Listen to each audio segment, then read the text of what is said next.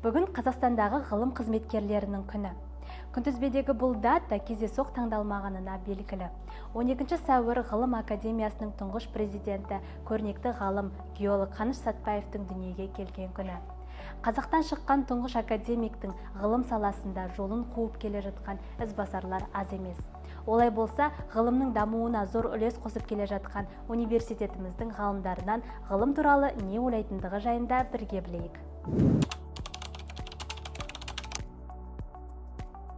Мәшһүр Жүсіпұлы Көпей өзінің 16 томдық шығармасында пайғамбардың сөзін мысалға келтірді ғой, ғылым мен мал екеуінің қайсысы көбірек нәтиже береді дегенде.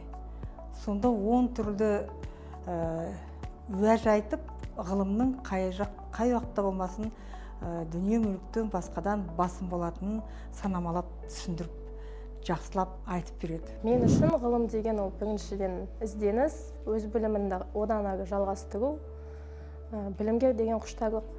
Ғылым жүйелі білім мен тәжірибе, яғни адамның жүйелі білім арқылы нақты ғылыми зерттелген нәтижеге жету.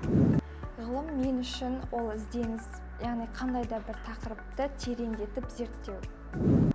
Ұлы Абайдың пікірімен айтатын болсақ, қоғамдағы ғылымның алар орны ерекше. Адамның бойындағы ақылы, қайраты, жүрегін жүгіндіретін ерекше рухани қызмет. Наука – это знания, полученные путем наблюдения и экспериментирования. Сол адамның табиғатын және де қоғамды белгілі бір саладағы зерттеулерді жүргізетін, оларды жүзеге асыратын белгілі бір рухани бағыттағы бір форма деп айтса болады. Ғылымның күші мен үшін адамзаттың дамуы. Яғни адамзаттың дамуының процесі толықтай осы ғылымның дамуымен тікелей байланысты. Ғылымның күші оның мына беретін мүмкіндігінде, оның шынайылығында және оның сарқылмастығында. Ғылым күші ол ақиқатқа жету және объективті заңдылықтарды ашу. Ғылымның күші ол білімде инемен құдық қазғандай білім.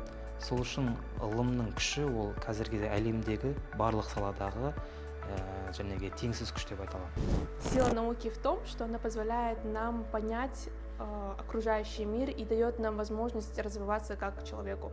Ғылымның күші неде? Ғылымның күші, ғылымның берер нәтижесі орасан зор дедім. Мысал үшін дүние мүлікті, малды ұрлап кетуі мүмкін. Ғылым ешқашан ұрланбайды. Сенің өзіңнің болмысыңда сақталады.